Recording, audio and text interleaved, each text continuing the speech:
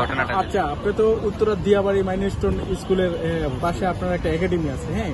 আসলে ঘটনার সময় আপনি কি ওখানে উপস্থিত ছিলেন? কি ঘটনা করছে তো বলেন তো। মানে আমি তখন মেট্রোতে ছিলাম। আমি যখন মেট্রোতে তার ঠিক 10 মিনিট আগে এই ঘটনাটা ঘটে, তখনও কেউ এই বিষয়টা জানে না। তো আমাদের মাইলস্টোন ওখানটা একজন টিচার একটা ক্যাপশন দিয়েছে যে বিমান দুর্ঘটনা, শুধু এতটুকু, উনি বিস্তার কিছু লেখে নাই। তাৎক্ষণিক আমি আমার ওখানকার একজন টিচারকে ফোন করলাম, একজন ম্যাডাম।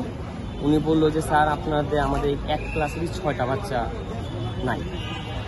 তো শুনে খুব মানে তখনকার পরিস্থিতি আমি আপনাকে বলে বুঝাতে পারবো না, কারণ যে বাচ্চাদেরকে আমি আমার নিজের চোখে দেখছি, যে অভিভাবকদেরকে দেখছি, তখনকার যে পরিবেশটা ছিল, বাচ্চার মারা যে হতাশ, রাস্তার দুই পাশে বসে বসে কান্না করতেছে, কেউ স্কুলের ভিতরে ঢুকতে পারতেছে না।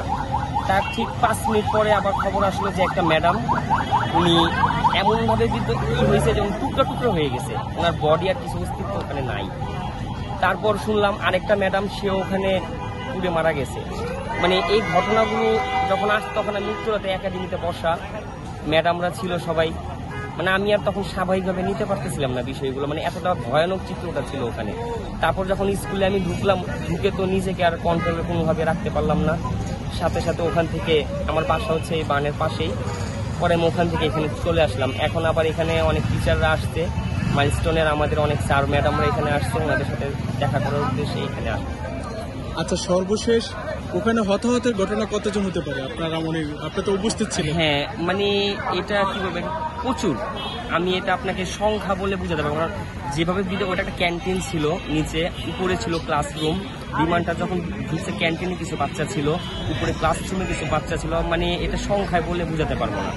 প্রচুর হয়েছে, প্রচুর হতাহত হয়েছে, প্রচুর। আপনার স্টুডেন্ট ছিল কতজন? এইটাও আমি এখনো সঠিক নিউজ কিছুই পাইনি, কারণ আমাদের ওখানকার কর্তৃপক্ষ ওখানে এখনো ক্লিয়ারলি কোনো নিউজ জানাই নাই যে কোন ক্লাসের কতজন বাচ্চা, কোন নাম কি, এগুলো নিয়ে তদন্ত বা রিপোর্ট হচ্ছে, হয়তো আগামীকালকের মধ্যে আমরা জানতে পারবো।